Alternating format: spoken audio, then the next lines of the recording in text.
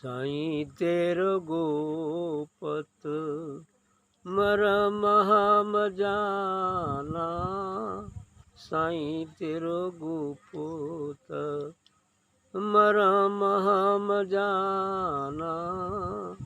साईं तेरो गोपत मरम हम जाना। मरम हम जाना। साईं तेरो गुप्त मरम हम जाना। साईं तेरो गुप्त कस करी कहाँ बखानी। अच्छा मिट गया है।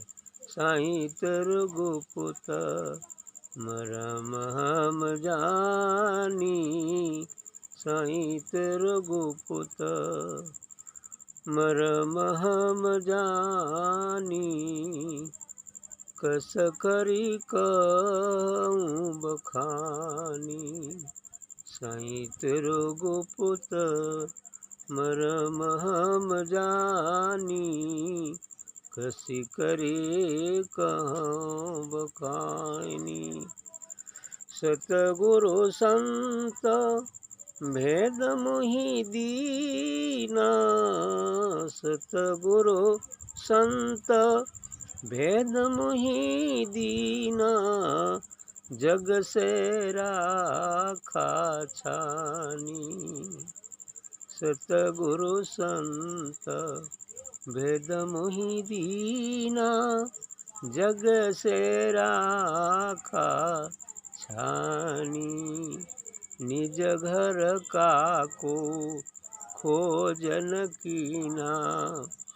निज घर का को खोजन कीना।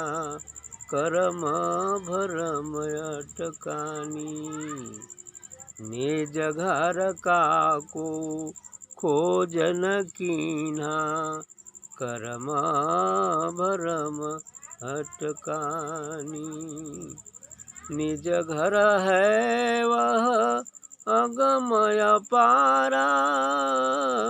जहाँ विराजे स्वामी। निज घर है वह अगमय पारा। जहाँ विराजे स्वामी। ताके परे आलोक अनामी। जाका रूप न नामी। ताके परे आलोक अनामी। जाका रूप न नामी। ब्रह्म रूप धरि सृष्टि रचाई। 10 अवतार धरानी। ब्रह्म रूप धरि सृष्टि रचाई। आप रहाय लगानी। वेद कितेब की रचन रचाई। 10 अवतार धरानी। हरि ब्रह्म रूप धरि सृष्टि उपाई। 10 अवतार आप रहाय लगानी। वेद कितेब की रचन रचाई। 10 अवतार धरानी। निज माता सीता सोई राधा। निज माता सीता सोई राधा। निज पितु राम स्वामी। निज माता सीता सोई राधा। निज पितु राम स्वामी। दो मिली जीवन बंध छुड़ाया। दो मिली जीवन बंध छुड़ाया। निज पद में दिया ठामी। हरि दो मिली जीवन बंध छुड़ाया।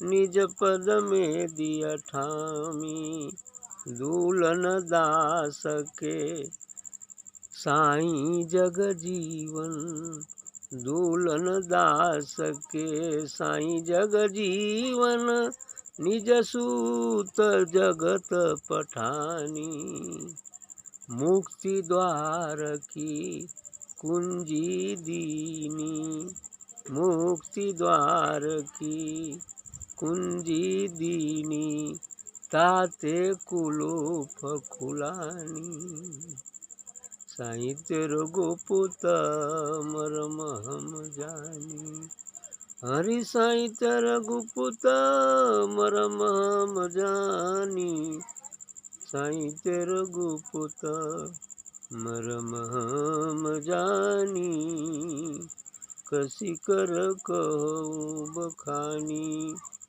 बड़ी अच्छी भजन कहा है दुल्हन जी ने। साईं तेरे गुप्त मर्म हम जाने, करें हे सदगुरु आपका जो गुप्त रहस्य है अब मेरी समझ में आ गया है, मैं जान गया हूँ, लेकिन कसकर कहूँ बखानी, किंतु वह गुप्त रहस्य बखान से परे है, मैं कैसे कर सकता हूँ।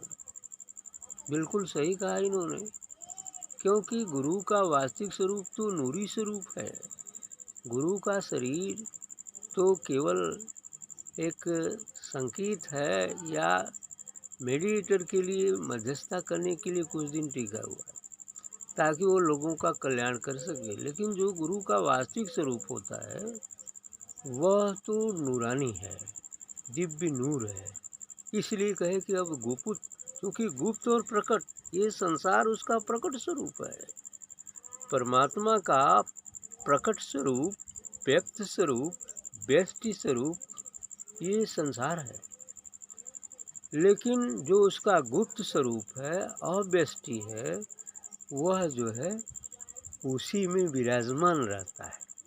अर्थात हमारा शरीर और हमारे शरीर में रहने वाली आत्मा, यह शरीर व्यक्त स्वरूप है और इसमें जो आत्मा बोल रहा है ये उसका व्यक्त स्वरूप है, ये उसका गुप्त स्वरूप है, यही उसका अव्यष्टि स्वरूप। और यह अव्यष्टि अनाम है, उसका कोई नाम नहीं, उसका कोई रूप नहीं, वह वर्णातीत है। इसीलिए उनको कहना पड़ा कसकर कहो बखानी। अब उसका बखान मैं करूं तो करूं कैसे, ये तो उसी तरह से है जैसे कोई वही मीठा फल खा ले गूंगा और उससे पूछा जाए कितना मीठा है तो बस इशारा, तो ये शब्द केवल एक इशारा मात्र है, इशारा किया जाता है। अब जो इशारे को पकड़ लेगा उसे तो मंजिल मिल जाएगी, और उसके संकेत को पकड़ लेगा उसे तो मंजिल मिले, और जो इशारे को ही, शब्द को ही पकड़ कर रह जाए तो कुछ भी प्राप्त नहीं होगा। चारों वेद वेदांत, 6 पुराण, 6 शास्त्र, 18 पुराण का ज्ञान नदी हो जाए, लेकिन गुप्त रहस्य, गुप्त जो है उसका बोध न हो तो कुल बेकार, कुल बेकार। इसीलिए विवेकानंद ने कहा इनको कि यथा खरस चंदन भारवाही, भारस्य वित्ता न तो चंदने न, जैसे गधे के ऊपर चंदन की लकड़ी लाद दिया जाए तो उसके बोझ को तो समझ सकता है कि कितना वजन है, लेकिन उसके अंदर की शीतलता को वो नहीं समझ सकता। उसी प्रकार वेद वेदांत, गीता, कुरान, बाइबल ये चंदन की लकड़ी है। जो शब्द ज्ञानी है शब्द को याद तो कर लेते हैं, लेकिन उसके अंदर जो शीतलता है, जो संकेत है, उसको बड़े कम लोग समझते। उसको समझने वाला करोड़ों में इक्का दुक्का ही होते हैं, है ना। इस तरह से भाई बाकी तो पोथन्ना कबारे पर लाल लो वेद शास्त्र का और ढोते रहो जिंदगी भर, कुछ भी नहीं होगा जब तक कि उसके अंदर छिपा मूल तत्व का बोध नहीं हो जाता है। इसलिए कह रहे हैं कि कसकर कहो बखाना, कैसे बखान करें। तो आगे बता रहे हैं कि सदगुरु संत भेद मुझे देना, सदगुरु ही मुझे इसका भेद बताया। क्योंकि सदगुरु के बिना उस वेद के अंदर छिपा भगवान या किसी का बोध नहीं हो पाता। जब तक सदगुरु रास्ता नहीं बताएगा, जब तक आँख नहीं खुलेगी, तब तक हम कुछ नहीं कर सकते, उसका दर्शन नहीं कर सकते। इसलिए कहा कि सदगुरु संत भेद मुहि दीना, जग में राखा चानी। इतने नहीं, भेद बताया और इस संसार से छान कर एकदम ऊपर रख दिया।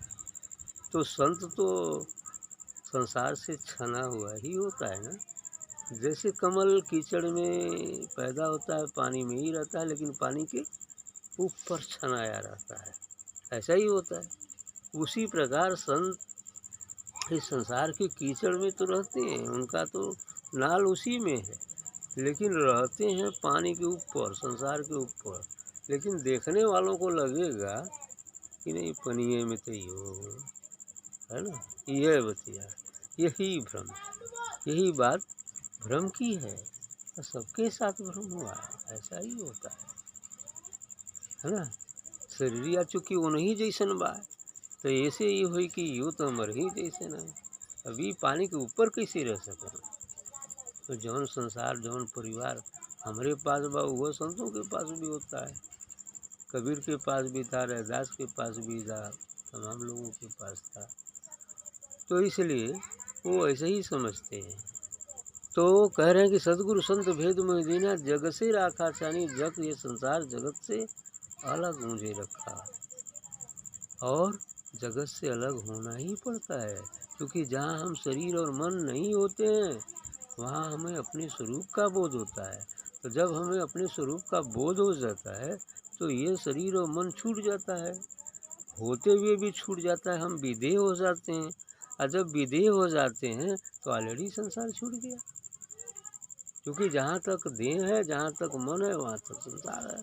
जहाँ मन नहीं है, लाइट जला दी, जहाँ मन नहीं है, हाँ ठीक है, नहीं लगी, जहाँ मन नहीं है फिर वहाँ हम है, क्योंकि जहाँ मैं तहाँ मैं नहीं।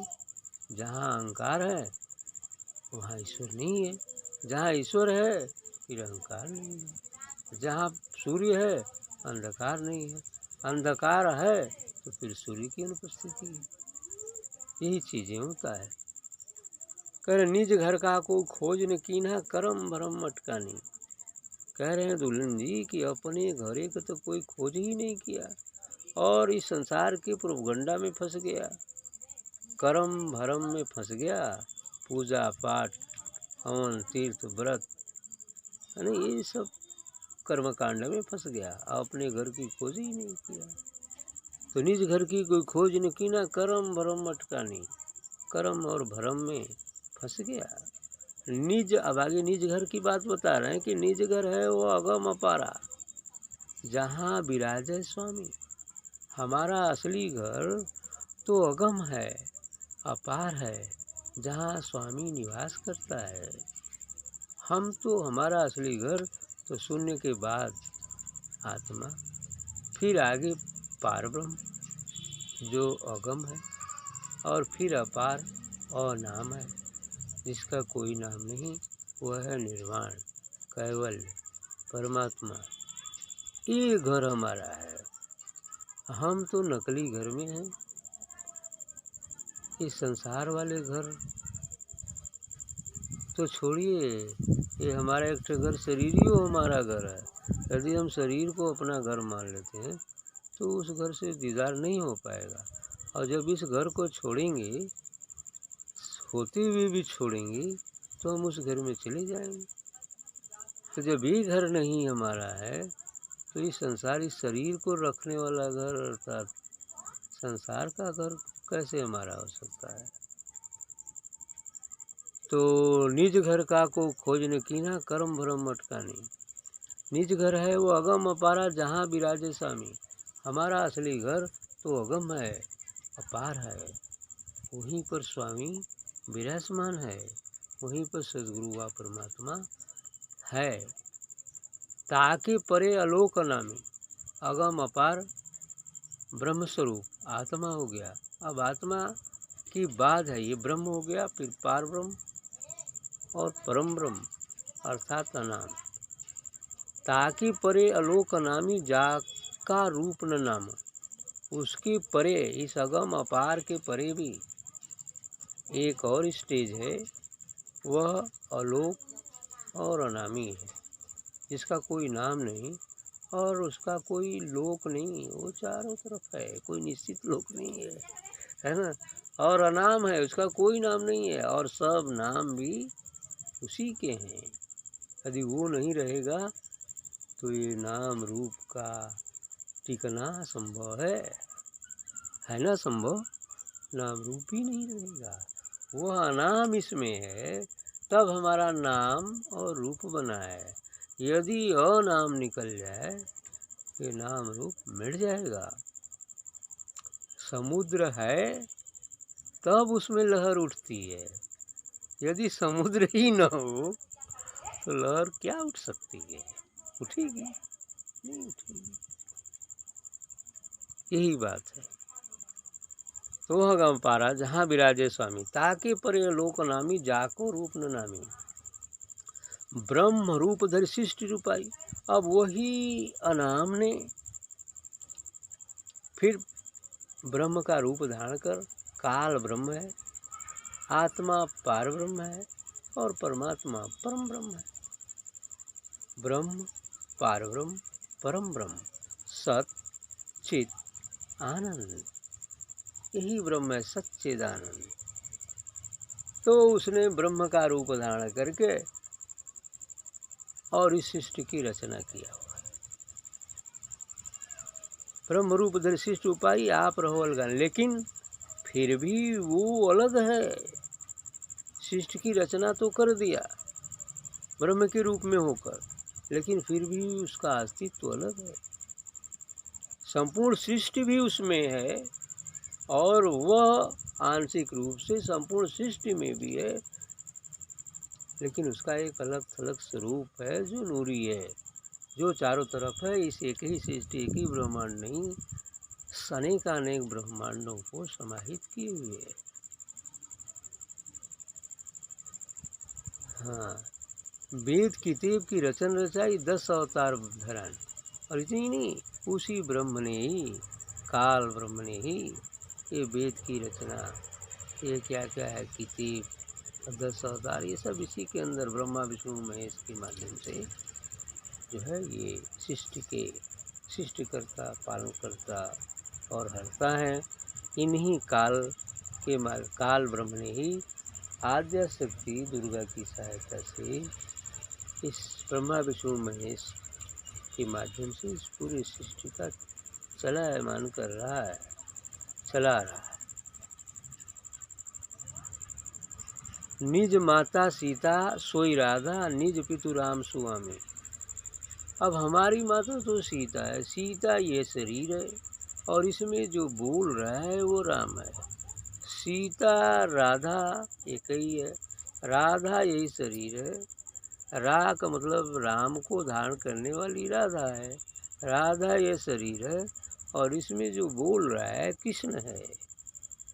अब ये कृष्ण राधा, इसीलिए कभी कभी फिगर में आप कृष्ण के देखे होंगे कि राधा पूरे कृष्ण को आच्छादित किए हुए है, घेरे हुए है, ऐसा लगता है कि उसी में घिरे हैं। ऐसा कभी फिगर बनाया गया होगा, देखे होंगे ख्याल से, मैंने आच्छादित किए हुए। इसका मतलब कि यह शरीर रूपी राधा इस बोलने वाले कृष्ण को आच्छादित किए हुए है ना। और जब इसका बोध हो जाता है तब ये राधा होती है, नहीं तो धारा है, माया की धारा है, बहा ले जाती है ना। माया की धारा है, अब माया की धारा में जो फंसेगा वो बहता चला जाएगा, लेकिन यदि उलट जाएगा, उसका बहाव के विपरीत जब आएगा तो राधा हो जाएगी, राम को धारण करने वाली एक राधा हो जाएगी, माँ हो जाएगी। माया से अब क्या होगी, माँ होगी। फिर यही माँ हमें स्वामी पिता परमात्मा के पास पहुंचा देगी। यही रहस्य है, ये बहुत बड़ा रहस्य है। इसलिए कि पिता तो हमारे राम है, वो राम जो कण कण में विराजमान है, वह निर्गुण निराकार राम, उस राम की बात कर रहे हैं दुल्हन जी। दो मिल जीवन बंद छुड़ाया, भी दोनों मिल के शरीर ना रही तो इनमें से राम ना बैठी तो फिर हम साधना भजन करेंगे कहाँ से? कर सकता है शरीर, या अकेले राम कैसे करेगा राम की?